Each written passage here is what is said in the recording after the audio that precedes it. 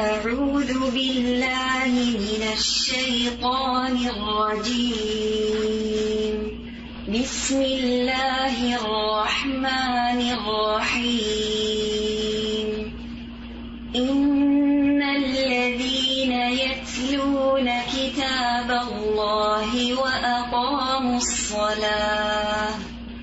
وأقاموا الصلاة وأنفقوا مما رزقناهم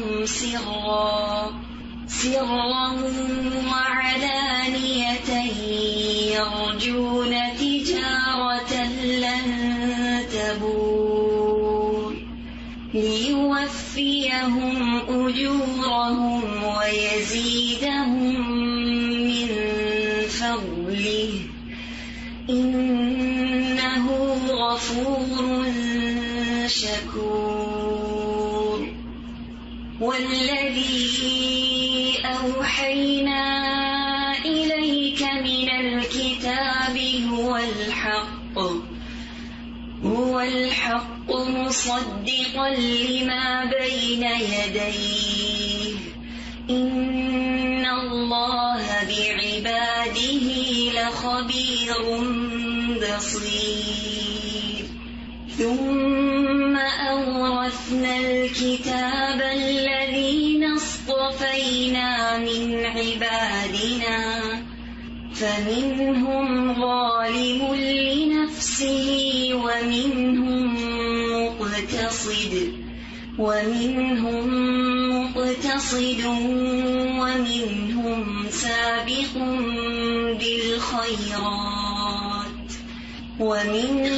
سابق بالخيرات بإذن الله ذلك هو الفضل الكبير. جنات عدن يدخلونها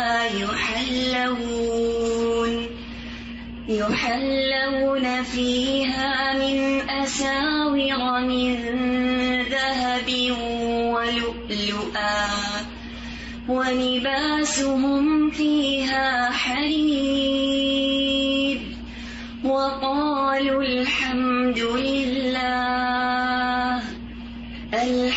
لله الذي أذهب عنا الحزن إن ربنا لغفور شكور.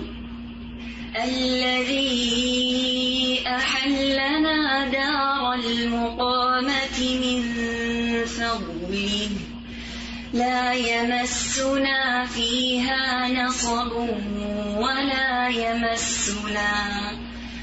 ولا يمسنا فيها لغوب.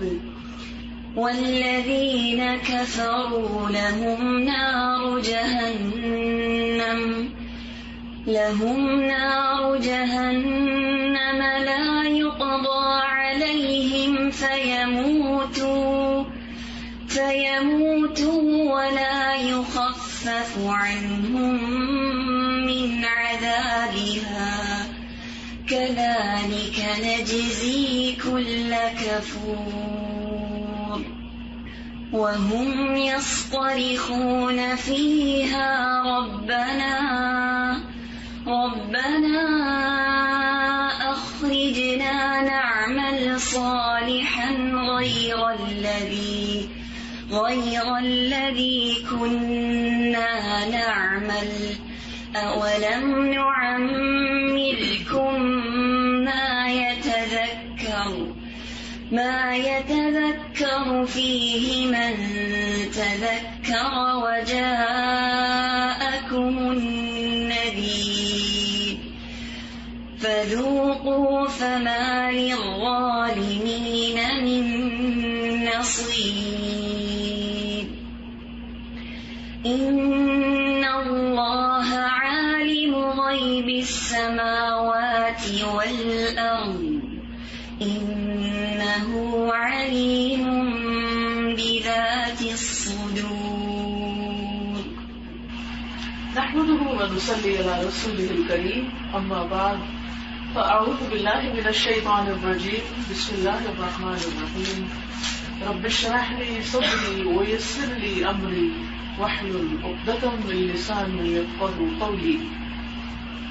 اس وقت جن آیات کی تلاوت آپ کے سامنے کی گئی ہے یہ 22 پارے میں سورۃ فاطر کی آیات. اس کا ترجمہ ہے جو لوگ اللہ کی کتاب کی تلاوت کرتے ہیں اور نماز کی پابندی رکھتے ہیں اور جو کچھ ہم نے انہیں عطا کیا ہے اس میں سے چھپے اور کھلے خرچ کرتے ہیں وہ ایسی تجارت کے امیدوار ہیں جس میں کبھی خسارہ نہیں ہوگا، نقصان نہیں ہوگا، تاکہ ان کو ان کی اجرتیں پوری دے دے. یعنی اللہ تعالیٰ ان کا بدلہ ان کی محنتوں کا پورا عطا کر دے اور ان کو اپنے فضل سے اور بھی زیادہ نوازے.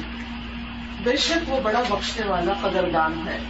اور یہ کتاب جو ہم نے آپ کے پاس بطور وحی بھیجی ہے یہ بالکل ٹھیک ہے، یعنی قرآن مجید جو کہ اپنے سے پہلی کتابوں کی بھی تصدیق کرتی ہے. اللہ تعالیٰ اپنے بندوں کی پوری خبر رکھنے والا ہے، خوب دیکھنے والا ہے. پھر ہم نے ان لوگوں کو اس کتاب کا وارث بنایا جن کو ہم نے اپنے بندوں میں سے پسند فرما لیا.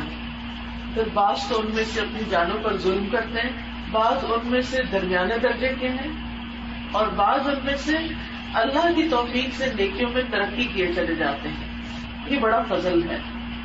وہ باغات میں ہمیشہ رہنے کے جن میں یہ لوگ داخل ہوں گے سونے کے کنگن اور موتی پہنائے جائیں گے اور پوشاک ان کی وہاں ریشم کی ہوگی. اور وہ کہیں گے کہ اللہ کا لاکھ لاکھ شکر ہے جس نے ہم سے غم دور کر دیا. بے شک ہمارا رب بڑا بخشنے والا بڑا قدردان ہے جس نے ہمیں اپنے فضل سے ہمیشہ رہنے کے مقام میں لا اتارا جہاں نہ ہمیں کوئی تکلیف پہنچے گی اور نہ ہمیں کوئی تھکاوٹ لاحق ہوگی.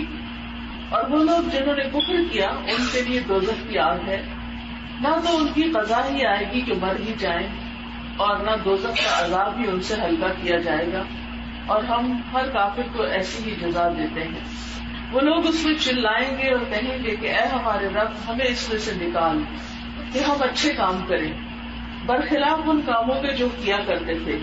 تو اللہ تعالیٰ فرمائے گا کیا ہم نے تمہیں اتنی عمر نہ دی تھی کہ جس کو سمجھنا ہوتا وہ سمجھ سکتا، اور تمہارے پاس ڈرانے والا بھی پہنچا تھا. سو مزہ چکھو ایسے ظالموں کا کوئی مددگار نہیں.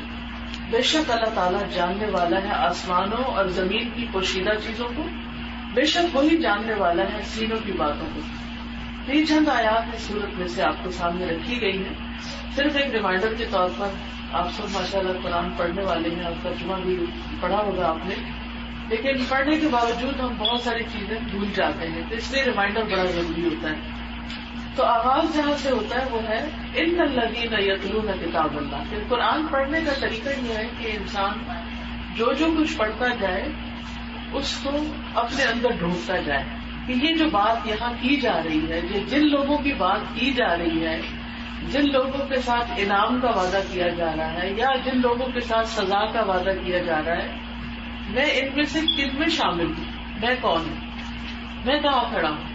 تو سب سے پہلی چیز کہ جو لوگ اللہ کی کتاب کی تلاوت کرتے ہیں ہمیں سوچنا چاہیے کہ کیا ہم روزانہ ریگولرلی قرآن کی تلاوت کرتے ہیں یا نہیں کرتے، اس میں پابندی کرتے ہیں یا نہیں.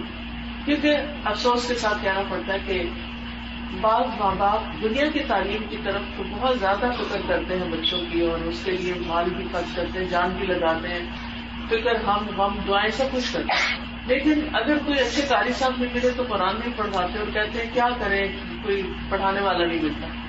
ایک عذر بہانہ تلاش کر لیتے ہیں اور بچے بیچارے معصوم اسی طرح بڑے ہو جاتے ہیں کہ انہوں نے قرآن پڑھے ہی نہیں ہوتا. پھر بڑے ہوتے ہیں تو پھر ان کو شرمندگی ہوتی ہے کہ ہم اب کسی سے کہیں گے کہ ہم نے قرآن نہیں پڑھا، تو وہ بھی رہ جاتا ہے. بعض لوگ بچپن میں تو پڑھا دیتے ہیں لیکن بچوں کو روز پڑھنے کی عادت نہیں ڈالتے. نتیجہ کیا ہوتا ہے کہ وہ پڑھا ہوا بھی بھول جاتے ہیں. کچھ لوگ ایسے ہوتے ہیں کہ جو پڑھتے بھی ہیں اور بچوں کو پڑھنے کے لیے بھی کہتے ہیں اور وہ پڑھتے بھی ہیں، لیکن وہ رمضان میں صرف پڑھتے ہیں یا کبھی کبھار کسی فوتگی پہ پڑھ لیا یا کوئی اور اوکیزن ہوا، کوئی مشکل آئی تو اس وقت پڑھ لیا، یا انہوں نے قرآن کے کچھ حصے مخصوص کیے ہوتے ہیں، کچھ صورتیں مخصوص کی ہوتی ہیں، بس پورے قرآن میں سے وہ وہی پڑھتے ہیں. جبکہ حکم کیا ہے، جبکہ ضرورت اس چیز کی ہے کہ اللہ کی ساری کتاب کی تلاوت کی جائے. اور اس کا طریقہ یہ کہ رمضان میں تو نبی صلی اللہ علیہ وسلم پورے قرآن مجید کا دور کیا ہی کرتے تھے جتنا نازل ہو چکا ہوتا تھا, اور آخری سال آپ نے 2 بار کیا. اس سے ہی پتہ چلتا ہے کہ رمضان میں صرف 1 بار نہیں, اگر 2 بار ہو یا زیادہ جس کو توفیق ہو تو زیادہ بھی کر سکتا ہے. لیکن اگر نہیں تو کم از کم 1 بار تو اول سے آخر تک سارا دہرانا ہی چاہیے. دوسری بات یہ ہے کہ صرف رمضان میں ہی نہیں بلکہ رمضان کے بعد بھی ڈیلی بیسس پر اپنا کچھ حصہ یا اپنا کچھ حصہ مقرر کر لینا چاہیے, چاہے وہ 2 رکوع ہو, چاہے وہ 1 ربع ہو, چاہے وہ نصف پارہ ہو, چاہے وہ 1 پارہ ہو.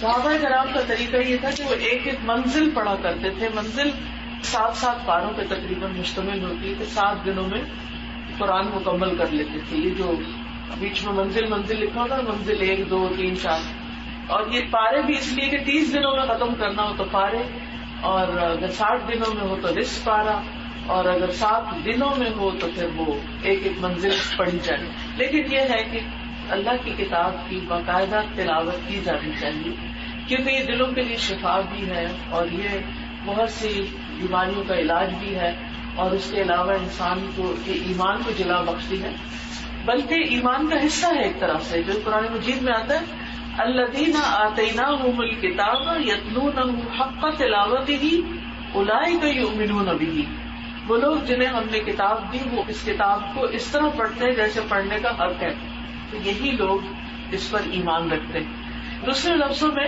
اگر کوئی شخص قرآن پر ایمان رکھتا ہے تو وہ پھر ہو نہیں سکتا کہ اس کو نہ پڑھے, وہ پڑھے گا.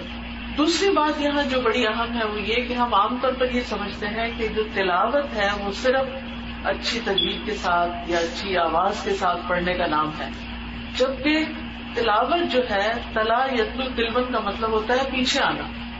تو مفہوم اس کا کیا ہے کہ اس کو سمجھ کے پڑھنا, کہ جو ہم پڑھ رہے ہیں اس کو جانے بھی کہ کیا پڑھ رہے ہیں. دنیا کی کوئی کتاب ایسی نہیں, کوئی تحریر ایسی نہیں, کوئی علم کی چیز ایسی نہیں کہ جس کو انسان پڑھے اور اس کو سمجھے ہی نہ کہ کیا پڑھ رہا ہے. یہ ہم صرف قرآن مجید کے ساتھ ہی زیادتی کرتے ہیں کہ ثواب کے لیے اس کو پڑھ لیتے ہیں لیکن سمجھتے نہیں. تو اس لیے بہت ضروری ہے کہ انسان اپنی زندگی کا کچھ حصہ ضرور نکالے, اور کچھ حصے سے مراد یہ ہے کہ انسان ڈیلی بیسس پر نہیں پاسبل, بہت مصروفیت ہے, تو ویکلی بیسس پر, biweekly, fortnightly, monthly, سال میں کوئی ایک وقت فارغ لے کے, یعنی کسی نہ کسی طرح ہر شخص اپنی اپنی ٹائم مینجمنٹ کر کے قرآن کے کچھ حصے کو لازماً سمجھنے کی کوشش کرے, یعنی پر ایئر ٹارگیٹ سیٹ کرے کہ اس سال مجھے اتنا کر لینا, پھر اگلے سال اتنا, پھر اتنا. تو انشاءاللہ ایک دفعہ اگر آپ نے سفر شروع کر دیا تو زندگی کے ساتھ ساتھ کسی وقت پورا قرآن بھی سمجھ آ جائے گا. پھر یہ بھی ہوتا ہے کہ بعض اوقات ہم پورا قرآن بھی ترجمے سے یاد کر لیتے ہیں, پڑھ لیتے ہیں, پھر ہم اس کو بھی بھولنے لگتے ہیں. تو اس کا طریقہ کیا ہے کہ اگر آپ مثلاً روز کی تلاوت لفظی ترجمے والے قرآن سے کریں, اور جب آپ پڑھ رہے ہو تو جو لفظ آپ کو بھولے وہ نیچے دیکھ لیں. اس کا کیا مطلب ہے؟ ہماری خوش قسمتی یہ ہے کہ ہم اردو جانتے ہیں, اور جو اردو جانتے ہیں ان کے لیے عربی کے الفاظ جاننا زیادہ مشکل نہیں ہوتا, تھوڑا بہت ہی فرق ہوتا ہے. اور وہ فرق اگر جان لیا جائے, اور کچھ مشکل الفاظ ہوتے ہیں ہر لینگویج میں ہوتے ہیں, ان کو اگر یاد کر لیا جائے تو قرآن پاک کی تلاوت کرتے ہوئے سنتے ہوئے اس کی سمجھ آسانی سے آ سکتی ہے. اور یہ ہماری زندگی کا ایک نیت اور ایک پلان اور ایک پروگرام ضرور ہونا چاہیے, کیونکہ اس کا اجر بہت بڑا بتایا گیا کہ ان الذین یتلون کتاب اللہ واقاموا الصلاۃ, اور دوسرا اہم کام کہ نماز کی پابندی کرتے ہیں. اب اس میں بھی افسوس ہے کہ ہم مسلمانوں کے اندر بڑی کوتاہی پائی جاتی ہے. کچھ لوگ بس سال کے نمازی وہ صرف عید پڑھتے ہیں, کچھ جمعہ پڑھتے ہیں, اور کچھ دن کی 1-2 نمازیں پڑھ لیتے ہیں اپنی مرضی سے پک اینڈ چوز, اور باقی چھوڑ دیتے ہیں. جبکہ اقامت صلاۃ میں 5 نمازوں کی بات آتی ہے. پھر اسی طرح آپ دیکھیں کہ اقامت صلاۃ کے علاوہ قرآن مجید میں والذین هم علی صلاتهم یحافظون, نمازوں کی حفاظت کی بات بھی آئی ہے. پھر والذین هم فی صلاتهم خاشعون, نمازوں میں خشوع کی بات بھی آئی ہے, اور وہاں بھی کامیابی کی بشارت دی گئی. قد افلح المؤمنون الذین هم فی صلاتهم خاشعون, یقیناً فلاح پا گئے, پکی بات ہے, ہو گیا, ڈن, کامیاب ہے وہ لوگ جو اپنی نمازوں کو ٹھیک کر لے, اس میں باطنی طور پر خشوع اور ظاہری طور پر اس کے اوقات اور اس کی واجبات اور سنن وغیرہ کی پابندی. اور یہاں پر اقامت صلاۃ کا لفظ استعمال ہوا جو کہ قرآن مجید میں بہت دفعہ آتا ہے. والذین یقیمون الصلاۃ اقاموا الصلاۃ، اور اس طرح مختلف سیغوں میں یہ آتا ہے. تو نمازوں کی پابندی جو ہے یہ ایک مومن کی ایمان کی علامت ہے. جیسے قرآن کی تلاوت ایمان کی علامت ہے، ایسے ہی نمازوں کی پابندی بھی ایمان کی علامت ہے. کیونکہ اگر کوئی شخص نماز نہیں پڑھتا تو وہ کیسا مومن ہے؟ کیونکہ اللہ نے ہمیں اپنی عبادت کے لیے پیدا کیا، اور جو ہی ایک شخص مسلمان ہوتا ہے تو تھوڑی ہی دیر میں اس کے لیے نماز کا وقت آ جائے گا. پہلی عبادت اس کے اوپر فرض ہو گئی، نہیں آتی پڑھنی تب بھی وہ اس کو سیکھنا شروع کر دے گا. تو پہلا کام جس کی طرف توجہ دی جانی چاہیے وہ ہے نماز کی پابندی. اچھا، نماز کی پابندی میں اور اس کی اقامت میں یہ بھی یاد رکھیے کہ اس کو باقاعدہ سیکھنا چاہیے کہ کیا چیز کھڑے ہو کے ہمیں کرنی ہے، بیٹھ کے نہیں کر سکتے. کچھ لوگ میں نے دیکھا سارا دن باہر گھوم پھر کے آتے ہیں اور کام میں کھڑے ہو کے سارا دن کام کرتے ہیں، کچن میں سارا دن کھڑے ہو کے کام کرتے ہیں، نماز میں بیٹھ جاتے ہیں. تو قیام جو ہے یہ نماز کا رکن ہے. پھر اسی طرح سجدہ درست ہو، رکوع درست ہو، سجدہ صاحب کا طریقہ آتا ہو، کیونکہ یہ ہمارے ساتھ روزمرہ کی چیزیں ہیں. تو اقامت صلاۃ ممکن نہیں جب تک کہ ہم پوری طرح نماز کا طریقہ نہیں سیکھتے. تو جہاں قرآن کا ترجمہ سیکھنا ہے وہاں نماز کا طریقہ بھی صحیح طور پر سیکھنا چاہیے. اور ہر گھر میں کتاب ایسی ہونی چاہیے کہ جو ریفرنس بک ہو کہ جب کبھی کوئی چیز بھول جائے یا یہ کہ یاد نہ رہے یا پتہ نہ ہو تو دوبارہ سے انسان بک میں سے دیکھ کر ڈھونڈ کر اپنی اصلاح کر لے. بعض خواتین سطر کی پابندی نہیں کرتی، بال کھلے ہوتے ہیں یا بازو کھلے ہوتے ہیں یا ٹپنے ننگے ہوتے ہیں.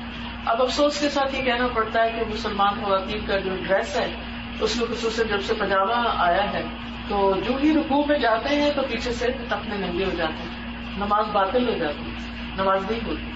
اگر آپ کو پاجامہ پہننا ہی ہے تو پھر آپ کیا کریں کہ آپ ایسی لمبی چادر اوڑھیں جس سے آپ کے پاؤں بھی ڈھک جائیں. یہاں آپ نے کئی جگہوں پر دیکھا ہوگا خواتین نماز جب پڑھتی ہیں تو لمبا ڈریس اس طرح کر دیتی ہیں کہ جس سے پاؤں بھی ننگے نہیں ہوتے. تو ان ساری چیزوں کا خیال رکھنا ضروری ہے کیونکہ یہ اقامت صلاۃ کا حصہ ہے. پھر اسی طرح سی تھرو ڈریس نہیں ہونا چاہیے، لائٹ کلر کے کپڑے یا وائٹ کلر کے ایسے کپڑے کے جس میں ہماری برا نظر آ رہی ہے یا جو لیگز ہم کی شیپ دکھ رہی ہے.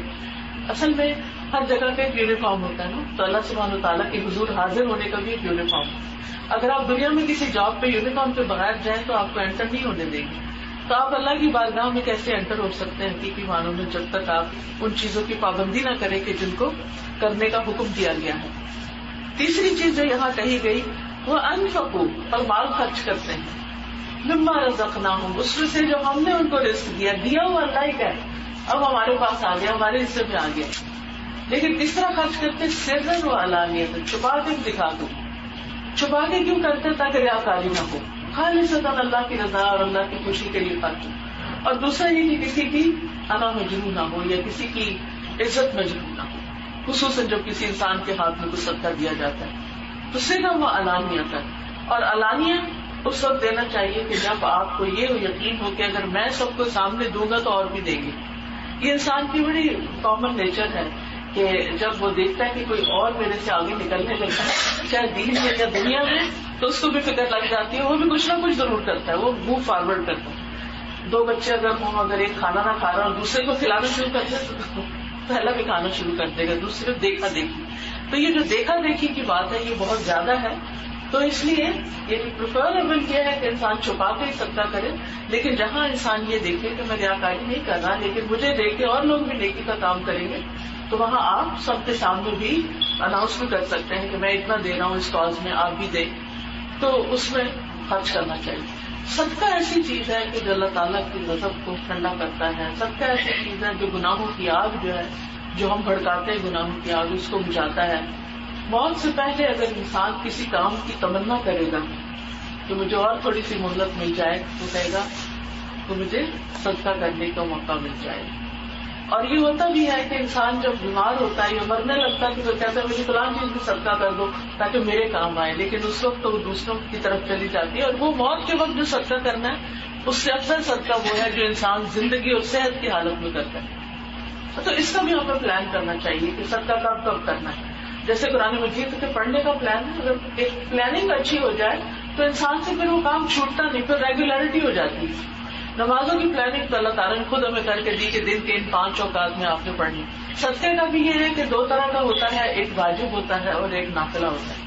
صدقات واجبہ جو ہیں ان میں زکوٰۃ وغیرہ ہے, اور نافلہ جو ہے وہ تو اس کی تو کوئی حد ہی نہیں, اس میں تو بہت زیادہ وسعت ہے. حتیٰ کہ آپ کو مسکرانا بھی صدقہ ہے, آپ کی اچھی بات کسی کو بتانا بھی صدقہ ہے, علم کو پھیلانا جو ہے وہ صدقہ جاریہ ہے.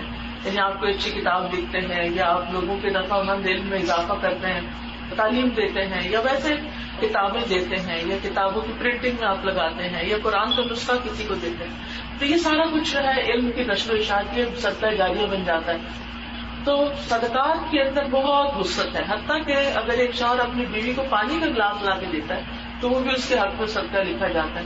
ایک لقمہ جو اپنی بیوی کے منہ میں ڈالتا ہے یا وہ کما کے لاتا ہے تو وہ بھی اس کے لیے حسنات یعنی صدقے کے برابر ہی لکھا جاتا ہے. صدقہ صرف وہ نہیں ہوتا جو ہمارے ہاں ایک کالا بکرا یا یہ کہ کوئی مخصوص قسم کی کسی کے سر کے اوپر سے گھما کے کوئی چیز دی جاتی ہے, تو خود ساختہ چیزیں ہیں, ان کی حقیقت نہیں. لیکن یہ کہ انسان روزانہ کی پلاننگ میں رکھے کچھ نہ کچھ اس میں دوسروں کو فائدہ ضرور دینا ہے. تو ہمیں چاہے کیش کی شکل میں چاہے کائنڈ کی شکل میں, اگر ہم روزانہ کسی ایسی جگہ جاتے ہیں جہاں صدقہ کرنے کا موقع ہے, جیسے مسجد وغیرہ میں باکسز رکھے ہوتے ہیں, یہاں تو شاید اتنا سلسلہ نہیں لیکن کچھ علاقوں میں, تو آپ اپنے ساتھ کوئی نہ کوئی چیز لے لیں. اگر اور کچھ نہیں تو جیسے مسجد میں بچے وغیرہ ہوتے ہیں ان کے لیے کچھ لے جائیں, کسی اور کے لیے. ایک بزرگ کے بارے میں آتا ہے کہ وہ جب مسجد جاتے تھے کچھ نہ کچھ ضرور لے کے جاتے تھے. ایک دن وہ اپنے ساتھ پیاز لے گئے, تو کسی نے ان کو کہا یہ مسجد ہے تم پیاز لے کر آ گئی. انہوں نے کہا کہ اللہ میرے گھر میں اس کے علاوہ کوئی چیز نہیں تھی اور میں صدقہ کرنے سے محبت رکھتا ہوں, تو میں نے سوچا کہ یہی کسی کو دے دوں. یعنی مجھے کرنا تھا, پسندیدہ چیز نہیں ملی, جو ملا میں وہی لے آیا. اسی طرح پچھلے سال میرے داماد جو تھے وہ ایک شیخ ہیں یہاں, نام مجھے اب یاد نہیں, جنہوں نے خطبہ حج دیا تھا, ان کی بات تھی. تو وہ بتا رہے تھے کہ ان کے ساتھ وہ چل رہے تھے اور انہوں نے کئی چیزیں بتائی تھی. کہتے ہیں کہ مسجد انٹر ہونے سے پہلے انہوں نے وہ جو بینکس ہوتے ہیں جہاں پر آن لائن بینکنگ ہوتی ہے, جس طرح ATM ہوتا ہے اسی طرح, تو کہتے ہیں کہ وہ وہاں پہلے گئے اور پھر انہوں نے صدقہ کیا اور پھر وہ مسجد گئے. تو انہوں نے کہا کہ میرا یہ معمول ہے کہ میں مسجد جانے سے پہلے ضرور کچھ نہ کچھ صدقہ کرتا ہوں اور ہر نماز سے پہلے کرتا ہوں. ضروری نہیں ہوتا کہ آپ کو بہت ملینز خرچ کریں تو وہ صدقہ شمار ہوتا ہے. اگر آپ کوئی چھوٹی سی چیز, کیونکہ قیامت کے دن تو چھوٹی سی چیز جو ہے وہ بھی آپ کی نیکیوں میں, وَمَن يَعْمَلْ مِثْقَالَ ذَرَّةٍ خَيْرًا يَرَهُ وَمَن يَعْمَلْ مِثْقَالَ ذَرَّةٍ شَرًّا يَرَهُ. یعنی خیر کا بھی اور شر کا بھی ذرہ ذرہ بھی نوٹ کر لیا جائے گا. تو اس لیے انسان کو اس معاملے میں سستی نہیں کرنی چاہیے, بخل نہیں کرنا چاہیے, جو میسر ہو وہ دینا چاہیے, چھپا کے بھی دینا چاہیے, دکھا کے بھی دینا چاہیے. لیکن سب سے پہلے جو فکر کرنی چاہیے وہ اپنے فرائض ادا کرنے. اگر کوئی شخص زکوٰۃ نہیں دیتا تو پھر نفلی صدقات سے پہلے اس کی زکوٰۃ کا حساب پاک کیا جائے گا, پھر اس کو نفل صدقے کا فائدہ ہوگا. تو یہ جو نفلی عبادتیں ہمارے ساتھ لگ گئی ہیں, نماز میں نفل ہیں, روزے میں نفلی روزے ہیں, زکوٰۃ کے ساتھ صدقہ ہے, تو یہ اسی وجہ سے ہے کیونکہ فرائض کا بڑا سخت حساب ہونا ہے. تو اگر فرائض میں کوئی کمی رہ گئی تو یہ نوافل اس کو کمپنسیٹ کر دیں گے. تو اس لیے فرائض کا تو اہتمام کرنا ہی کرنا ہے, لیکن اس کے ساتھ یہ کہ نوافل کو بھی ساتھ ساتھ جاری رکھنا ہے. اور پھر آپ دیکھیے کہ آپ جب کسی کو صدقہ کرتے ہیں, کسی کو کچھ بھی دیتے ہیں, اور یہ بھی نہیں ضروری کہ کوئی مستحق ہی ہو تو اس کو صدقہ دیا, کیونکہ عام طور پہ ہم اسی کشمکش میں رہتے ہیں, پتہ نہیں کوئی مستحق ہے یا نہیں, پتہ نہیں کوئی ضرورت مند تھا یا نہیں, اس کو دینا چاہیے تھا یا نہیں. تو اس میں آپ دیکھیے کہ کسی کو آپ کچھ بھی جو دیتے ہیں نا تو وہ آپ کے حق میں صدقہ ہی لکھا جاتا ہے. ایک ہوتا ہے غریب مسکین کو دینا, وہ تو دینا ہی ہے, وہ زکوٰۃ کے جیسے مصارف ہیں تو اس میں تو وہ آئے گا ہی. لیکن اس کے علاوہ آپ کسی بھی ذی روح کے ساتھ کوئی بھلائی کرتے ہیں, مثلاً آپ بیماروں کو ہی دیکھتے ہیں, آپ اچھی طرح ان کو دیکھتے ہیں, پوری توجہ سے ان کی بات سنتے ہیں, پوری محنت کے ساتھ ڈائگنوز کرتے ہیں اور صحیح سوچ سمجھ کے دوا دیتے ہیں, تو یہ خدمت خلق کا کام بھی آپ کی طرف سے ایک صدقہ شمار ہوتا ہے.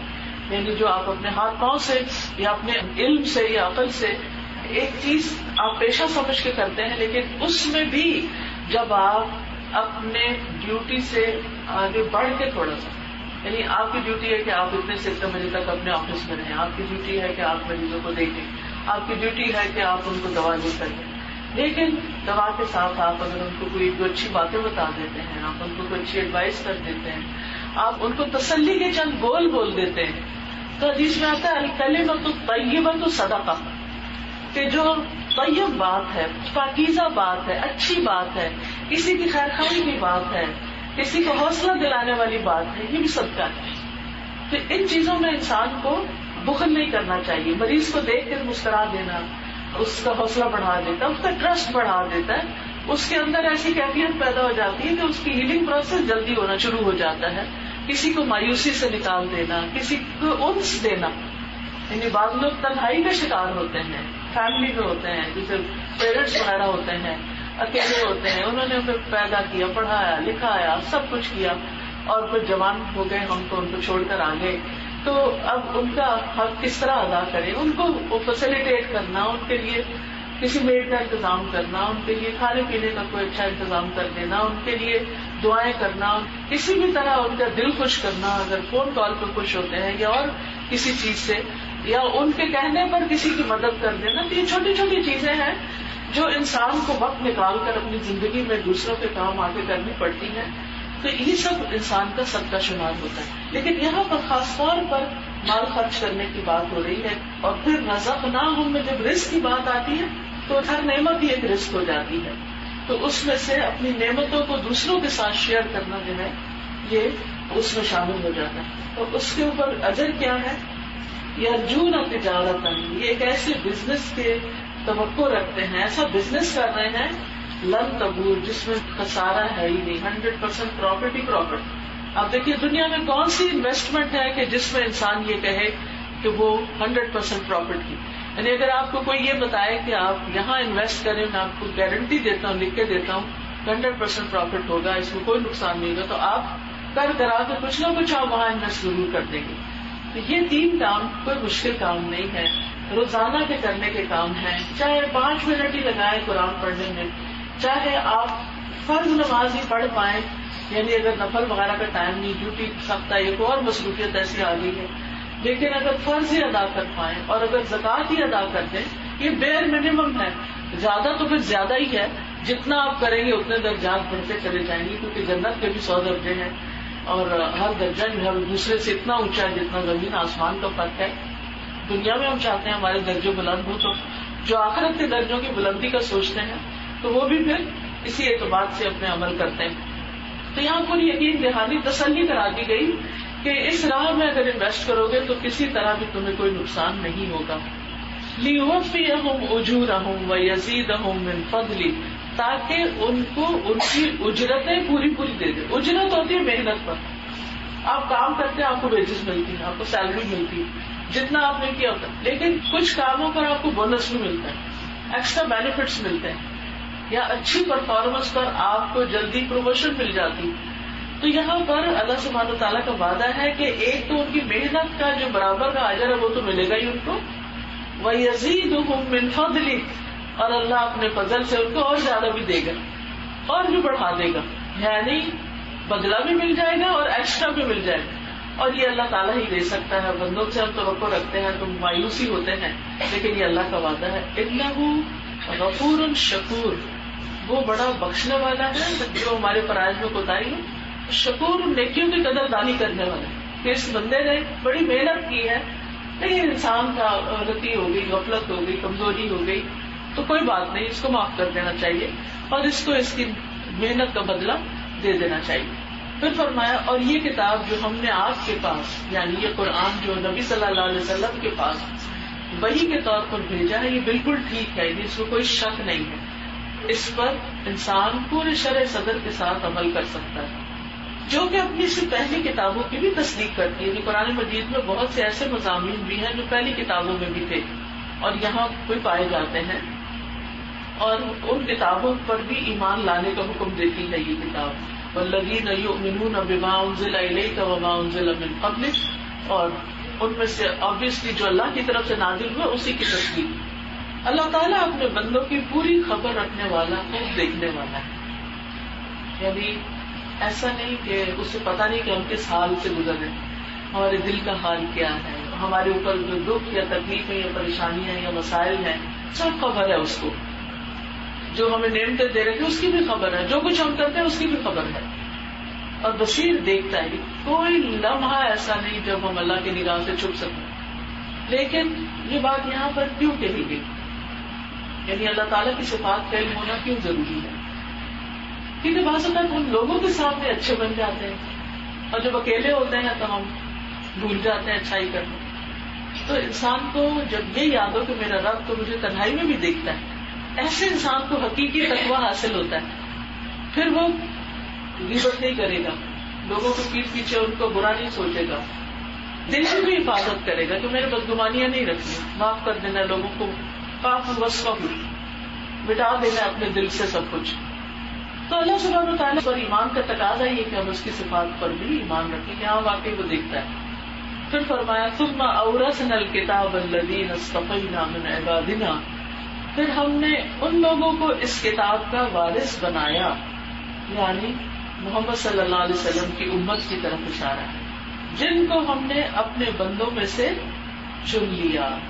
یعنی باقی ساری اقوام میں سے امت محمد صلی اللہ علیہ وسلم کو اللہ نے چن لیا کہ وہ اس کتاب کی حامل بنے. لیکن امت کیسی ہے اس کی ڈسکرپشن دی جا رہی. فَمِنْهُمْ ظَالِمٌ لِنَفْسِهِ, امت میں کچھ لوگ ایسے ہیں جو اپنی جانوں پہ ظلم کرتے ہیں. اپنی جان پہ ظلم کیا ہوتا ہے؟ گناہ, اللہ کی نافرمانی. جب ہم اللہ کی نافرمانی کرتے ہیں تو کسی کا کچھ نہیں جاتا, اپنا ہی جاتا ہے. اور جب نیکی کرتے ہیں تو وہ بھی اپنے کو فائدہ ہوتا ہے. ان احسنتم احسنتم لانفسکم, اگر تم نے احسان کیا, اچھا کیا تو اپنی جان کے لیے کیا, اور اگر تم نے برا کیا تو وہ بھی تمہارے اوپر ہی پڑے گا. تو اس لیے کچھ لوگ ظلم کرنے والے ہیں. یہ ظلم خاص طور پر فرائض میں کوتاہی, حرام کاموں کا ارتکاب, اور بعض لوگ صغیرہ گناہوں کی پرواہ نہ کرنا کرتے چلے جاتے ہیں. تو ایسے لوگ جو ہیں یہ اپنے آپ کو اس اعلیٰ درجے سے محروم کر لیں گے جس میں ایک امتی کو ہونا چاہیے. وَمِنْهُمْ مُقْتَصِدٌ, اور ان میں سے کچھ درمیانی راہ چلنے والے ہیں, یعنی ملے جلے عمل کرتے ہیں. یعنی فرائض تو ادا کر لیتے ہیں لیکن نوافل وغیرہ نہیں ادا کرتے, تو یہ درمیان میں آگے. ظالم تو وہ ہیں جو گناہ کرتے ہیں فرائض بھی ادا نہیں کرتے. درمیانے کون ہیں؟ جو فرائض ادا کر لیتے ہیں لیکن مستحبات اور سنن اور ان چیزوں کی پرواہ نہیں کرتے. فرض نماز پڑھی, اٹھائی جائے نماز پڑھی تو چل کرتے, جیسے قید ہو گئے تھے تھوڑی دیر کے لیے, قید سے نکلے تو پھر آزاد ہو گئے. اور پھر اسی طرح یہ ہے کہ کبھی حرام چیزوں کا بھی ارتکاب کر لیں, اور نیک ہیں لیکن نیکی میں بہت زیادہ کوشش نہیں کرتے, آگے نہیں جاتے, جہاں ہے بس میں کریں اب ادھر ہی ٹھیک ہے. کچھ لوگ تو یہ ہوتا ہے نا, اگر ان کو کہیں کہ آپ آئے قرآن پڑھیں اور سیکھیں, آگے بڑھیں, تو کہتے ہیں کہ ہم نماز بھی پڑھ رہے ہیں, ہم قرآن بھی پڑھتے ہیں, نماز بھی پڑھتے ہیں, ہم صدقہ خیرات کرتے ہیں, بس کافی ہے ہمارے, ہم اپنے بچے پال رہے ہیں گھر میں, ہم اپنی جاب آنیسٹی کے ساتھ کر رہے ہیں, ہمارے میں کیا کمی آپ کو لگتی ہے کہ آپ کہتے ہیں اور پڑھو اور جانو؟ نہیں, ابھی بھی گنجائش ہے امپروومنٹ کی, ابھی بھی آگے جا سکتے ہیں. آپ دیکھیں کہ ایک اچھا ڈاکٹر کون ہوتا ہے جو بس ایک دفعہ MBBS کر کے کہیں وہ لگا کے ایک چھپڑ بیٹھ جائے ڈاکٹری کرنے, یا آگے سے آگے پڑھتے جاتے پڑھتے. میرا اپنا چھوٹا بھائی جو ہے وہ US میں ہے, اور ہر تھوڑے عرصے بعد ایگزام ہو رہا ہے, ہوتا دل ہی بیٹھ جاتا ہے, پھر کوئی ایگزام ہو رہا ہے, اب اتنے عرصے کے لیے نہیں آ سکتا, اب ایسا نہیں ہو سکتا, اب ایسا. یعنی ایک لامحدود ہی اسٹرگل ہے آگے بڑھنے کی. نہ بڑھنا چاہتا, اب جہاں دل چاہ بیٹھ جاؤ, آرام کرو پھر, لیکن آپ کو پتہ ہی اس آرام کا انجام کیا ہے. لیکن جو لوگ آگے بڑھنا چاہتے ہیں پھر وہ وہاں نہیں رک جاتے جہاں وہ ہوتے ہیں, وہ ہر روز گرو کرتے ہیں. جیسے شجرہ طیبہ گرو کرتا ہے, مثل کلمۃ طیبۃ کشجرۃ طیبہ اصلها ثابت وفرعها فی السماء, اونچے سے اونچا ہوتا چلا جاتا ہے, آگے سے آگے بڑھتا چلا جاتا ہے. تو اسی لیے تیسری کیٹیگری کن کی بتائی گئی, وَمِنْهُمْ سَابِقٌ بِالْخَيْرَاتِ بِإِذْنِ اللَّهِ, اور ان میں سے بعض اللہ کی توفیق سے نیکیوں میں ترقی کیے چلے جاتے ہیں, آگے بڑھتے جاتے ہیں, دوڑ لگائے جاتے ہیں, یعنی وہ رکتے نہیں کسی جگہ پر. سابق لفظ سباق کہتے دوڑ, تو دوڑ لگانے والا ہوتا ہے نا, اور خصوصاً کمپٹیشن میں جو دوڑ لگا رہا ہو, وہ آپ نے دیکھا ہوگا جو اولمپکس میں دوڑیں لگ رہی ہوتی ہیں, تو نہ دائیں دیکھتے نہ بائیں دیکھتے ہیں, اپنے بس سیدھے چلے جاتے ہیں, اور اپنی ایٹ موسٹ اسٹرگل یعنی اپنی انرجی کا آخری حصہ بھی لگا دیتے ہیں کہ ہم سب سے آگے نکل جائیں. وہ یہ تھوڑی کرتے ہیں کہ خیر ہے نا وہ پیچھے بھی تو ہے نا میرے کچھ. نہیں, پیچھے والوں کو نہیں دیکھتے, اپنے سے آگے والوں کو دیکھتے کہ میں نے ان سے بھی آگے جانا ہے. تو ہم میں سے ہر ایک کو نیکیوں کے معاملے میں بھی یہی دیکھنا چاہیے کہ مجھے ان سے بھی آگے جانا ہے. یعنی کسی کو بھی ہم دیکھیں کہ بہت نیک ہے, بہت اچھے اچھے کاموں میں, مختلف لوگوں کی مختلف اسپیشلٹیز ہوتی ہیں. کچھ خدمت خلق میں بڑے آگے ہوتے ہیں, کچھ نوافل میں بڑے آگے ہوتے ہیں, کچھ صدقہ خیرات میں, کوئی نیکی کا کام انہوں نے پیچھے رہنا ہی نہیں ہوتا. تو انسان ہر ایک سے کچھ نہ کچھ سیکھے کہ کس کام میں کون مجھ سے آگے ہے, اس پر رشک کرے, اس جیسا بننے کی خواہش کرے. یہ نہ کہے ہم تو یہ کر ہی نہیں سکتے, یہ تو انہیں کا ہی کام ہے, ہم کہاں. نہیں, اللہ کے لیے کچھ بھی مشکل نہیں, وہ آپ کو نوازے گا اگر آپ کے اپنے اندر سچی طلب ہوئی کہ ہم بھی کچھ کر جائیں. اور سب ایک ہی دروازے سے تو نہیں جنت میں داخل ہوں گے, جنت کے 8 دروازے. تو ہر ایک کے اپنی اپنی اسپیشلٹی ہے. کوئی روزے بہت رکھنے والا ہے, کوئی نمازیں بہت پڑھنے والا ہے, کوئی صدقہ بہت کرنے والا ہے, کوئی جہاد فی سبیل اللہ کرنے والا ہے. تو آپ اپنے آپ کو بھی دیکھیے کہ آپ کس چیز میں آگے نکل سکتے ہیں.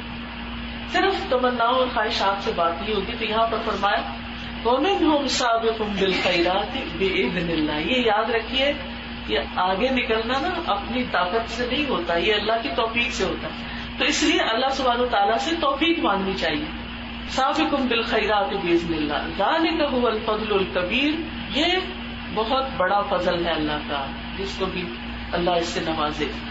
یہ جو دوڑنے والے اللہ کے راستے میں جنات عدن یدخلون, یہ عدن کے ہمیشگی کے باغات میں داخل ہو جائیں. دوڑتے دوڑتے آئیں گے, حساب کتاب نہیں, کیونکہ انہوں نے کوئی حساب کتاب اللہ سے کیا ہی نہیں. جو تھا دے دیا, جو انرجی تھی لگا دی, جو وقت تھا دے دیا, جو کر سکتے تھے کر دیا, کبھی بچا کے رکھا نہیں. تو پھر جب وہ اللہ کے پاس جائیں گے تو وہاں بھی دوڑتے دوڑتے جنت میں داخل ہو جائیں گے. اور وہاں ان کی کیا خاطر مدارت ہوگی, یحلون فیہا من اساور من ذہب ولؤلؤا, سونے اور موتیوں کے کنگن ان کو پہنائے جائیں گے, ان کو بیوٹیفائی کیا جائے گا, ڈیکوریٹ کیا جائے گا. وَثِيَابُهُمْ فِيهَا حَرِيرٌ, ریشم کے کپڑے ہوں گے ان میں. اور پھر اس وقت وہاں پہنچ کے جب وہ دم لیں گے, سانس لیں گے, پھر اللہ کی تعریف کریں گے اور کہیں گے وَقَالُوا الْحَمْدُ لِلَّهِ الَّذِي أَذْهَبَ عَنَّا الْحَزَنَ, کہ اللہ تیرا شکر ہے, اللہ کی ساری تعریف ہے جس نے ہم سے غم کو دور کر دیا.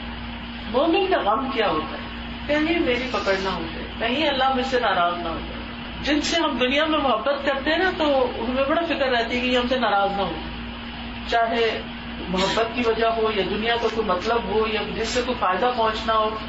اس میں انسان بہت اس چیز کا خیال رکھتا ہے کہ وہ مجھ سے ناراض ہو. یا یہ کہ جن کی عزت ہوتی ہے دل میں, جیسے والدین وغیرہ ہیں, محبت ہوتی ہے, شوہر ہیں یا اور عزیز و اقارب ہیں, تو ہم کوئی ایسا کام نہیں کرتے کہ جس سے وہ ناراض ہو. لیکن اگر ہم سے ہو جائے تو ہم کتنی دفعہ سوری کرتے ہیں, ایکسٹرا سوری کر رہے ہوتے, نہیں آئی ڈیڈنٹ مین اٹ, میرا یہ مقصد نہیں تھا, ایسا نہیں ویسا نہیں, اور ہم ہر طرح راضی کرنے کی کوشش کرتے ہیں. تو ایک مومن ساری زندگی اس کا سب سے بڑا گول اور اس کا سب سے بڑا ہم اور غم جو ہوتا ہے وہ یہ ہوتا ہے میرا رب مجھ سے راضی ہو جائے, وہ نہ ناراض ہو جائے. کوئی ایسا کام نہ کر لوں کہ میرے کیے کرائے پر پانی پھر جائے, ایسا نہ ہو میرے منہ سے کوئی ایسی بات نکل جائے کہ جس سے مجھے اللہ تعالیٰ کی ناراضگی دیکھنی پڑے. تو جب وہ پہنچیں گے تب جا کے دم لیں گے, سانس لیں گے. اس سے یہ بھی پتہ چلتا ہے کہ مومن نیکی کر کے دنیا میں بوسٹ نہیں کرتا, وہ شیخیاں نہیں بگاڑتا میں نے یہ بھی کر لیا یہ بھی کر, کیونکہ اس کو یہ ہوتا ہے کہ پتہ نہیں میں نے کچھ کیا یا نہیں, یا وہ اللہ نے قبول کیا یا نہیں, یا اللہ سبحانہ وتعالیٰ کی شان کے مطابق تھا یا نہیں. ہمارے کام کہاں اس کی شان کے مطابق ہو سکتے ہیں. تو وہ کبھی بھی اپنی نیکیوں پر اور اپنے اچھے کاموں پر فخر نہیں کرتا. اس لیے مومن کی فکر جنت میں ہی جا کر ختم ہوتی. امام احمد بن حنبل جو تھے وہ 70 سال سے بھی اوپر ہو چکے تھے, تو بغداد میں رہتے تھے, بہت بڑے عالم تھے. لیکن جب انہیں پتا چلتا کہ بغداد میں کوئی نیا عالم آیا ہے باہر سے, جیسے وزٹنگ اسکالرز ہوتے, کوئی آیا, کوئی محدث آیا ہے, تو وہ اپنی قلم کاغذ دوات اٹھاتے اور اسٹریٹس میں بچوں جوانوں کی طرح دوڑنا شروع کر دیتے اور بھاگ بھاگ کے مجلس میں پہنچتے, علم کی مجلس میں. تو ان سے لوگ پوچھتے کہ کب تک, تو کہتے تھے موت تک. اور اسی طرح وہ آرام نہیں کرتے تھے. تو شاید ان کے بیٹے نے ان سے پوچھا ایک, اس لیے تو انہوں نے کہا کہ جب جنت میں پہلا قدم اندر جائے گا جب آرام ہوگا, یعنی دنیا میں آرام کرنے بیٹھ گئے تو پھر وہاں نہیں, کیونکہ ہم مسافر ہیں نا. تو مسافر اگر راستے میں گھڑی بھر رکتا بھی ہے تو وہ وہاں چوڑا تھوڑی ہو جاتا، وہ فوراً نکلنے کی کرتا ہے کہ مجھے تو آگے جانا ہے، اپنی منزل تک پہنچنا ہے. تو یہ لوگ جب منزل تک پہنچیں گے تو کہیں گے اللہ کا شکر جس نے ہم سے غم دور کر دیا. ان ربنا لغفور شکور، ہمارا رب بڑا بخشنے والا، بڑا ہی قدردان ہے. دوبارہ وہی دو صفات یہاں آ گئی، کیونکہ مومن کو یہ بھی بڑا ڈر ہوتا ہے کہ میرے گناہوں کا کیا ہوگا، پتہ نہیں معافی ملی کہ نہیں ملی. جب وہ دیکھے گا تو اس کے نام اعمال سے مٹا دیے گئے، چھپا دیے گئے، تو وہ شکر ادا کرے گا کہ الحمدللہ ہمارا رب بڑا ہی بخشنے والا ہے اور اس نے ہماری ٹوٹی پھوٹی نیکیوں کی قدردانی کر دی. شکور. الذی احلنا دار المقامۃ من فضلہ، جس نے ہمیں اپنے فضل سے ہمیشہ کے رہنے کے مقام میں لا اتارا.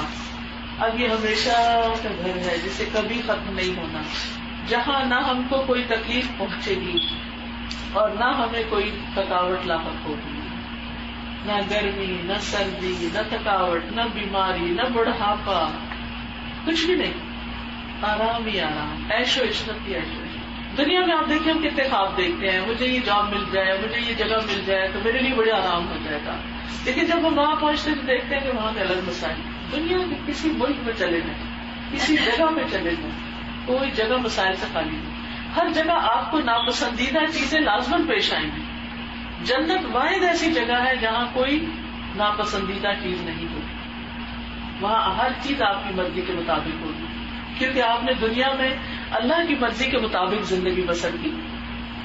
پھر فرمایا والذین کفروا، اور وہ لوگ جنہوں نے کفر کیا ان کے لیے دوزخ کی آگ ہے.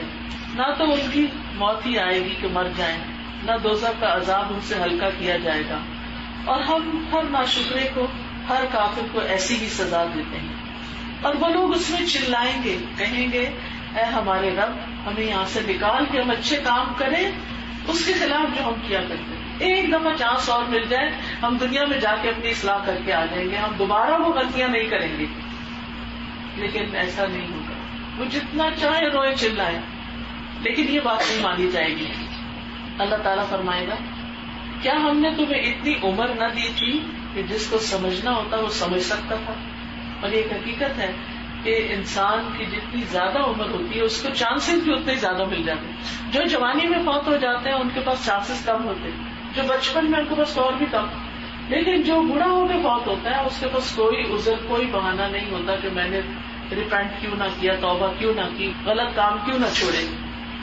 تو اللہ تعالیٰ ان کی بات نہیں سنیں گے اور ان کو کہیں گے کہ تمہیں تو بہت عمر دی، اگر تم حق کو سمجھنے کی کوشش کرتے تو سمجھ جاتے. اور پھر وجاءکم النذیر، تمہیں بتانے والے بھی آئے تھے، تمہیں خبردار بھی کیا گیا تھا. فذوقوا فما للظالمین من نصیر، تو اب چکھو مزہ یعنی سزا کا، ایسے ظالموں کا کوئی مددگار نہیں. تو یہاں پر آپ دیکھیے کہ جہنم والوں کی جو سب سے بڑی ریگریٹ ہوگی وہ اس بات پر ہوگی کہ کاش ہمارے عمل اچھے ہوتے. وہ اس وقت کیا کہیں گے ہمیں ایک دفعہ نکالے، ہم اچھا کر کے آئے. تو آج اگر ہمارے پاس وقت ہے تو ہمیں ابھی اچھا کر لینا چاہیے، بجائے اس کے کہ کل کو پھنسنے کے بعد کوئی کہے تو پھر تو نکلنے کا موقع ہی نہیں ہے. اور آخر میں فرمایا بے شک اللہ تعالیٰ جاننے والا ہے آسمانوں اور زمین کی چھپی ہوئی چیزوں کو. 7 آسمان اور ایک آسمان کے اوپر ایک، کتنی وسعت ہے آسمانوں کے اندر. انسان نے جتنا بھی کاسموس کا علم حاصل کیا ہے، جتنی بھی گیلیکسیز وغیرہ کے بارے میں، تو انسان کی عقل دنگ رہ گئی کہ کتنی وسعت ہے صرف اس آسمان کی جو نظر آتا ہے. آگے تو اللہ ہی بہتر جانتا ہے کہ اور کیا کیا مخلوقات ہیں. اور دوسری بات کیا فرمائی، بے شک وہی جاننے والا ہے سینوں کی باتوں کا. یعنی اللہ کے علم کی وسعت بھی بتا دی گئی اور پھر آخری حد تک دل کے اندر چھپے ہوئے خیالات اور ہماری جو چھپی ہوئی چیزیں ہیں ان کو بھی وہ جانتا ہے. یعنی ہم ہر آن ہر لمحہ اسی کی نگاہ میں ہیں. پیچھے خبیر بصیر کی بات ہوئی اور یہاں بھی سینوں کے بھید جاننے والے کی بات ہوئی. تو پیدا اس نے کیا ہے، جانا اس کی طرف ہے، یہ زندگی بھی اسی کی مرضی کے مطابق ہونی چاہیے. اللہ تعالیٰ ہمیں اس کی توفیق عطا فرمائے. وآخر دعوانا ان الحمد للہ رب العالمین. سبحانک اللہم وبحمدک، اشہد ان لا الہ الا انت، استغفرک واتوب الیک. السلام علیکم ورحمۃ اللہ وبرکاتہ.